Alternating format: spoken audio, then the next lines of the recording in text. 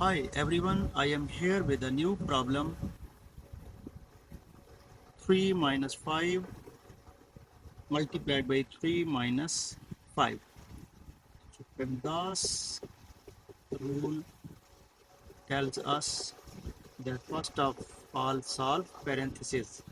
So we will solve parentheses. 3 minus 5 will be equal to minus 2, and here is no sign involved, so it will be multiplication. 3 minus 5. Now, according to PEMDAS rule, we will solve multiplication and division. So we will solve multiplication. Minus 2 multiplied by 3, it will become minus 6.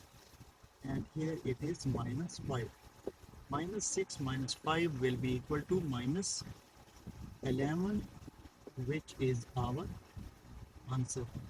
Thank you.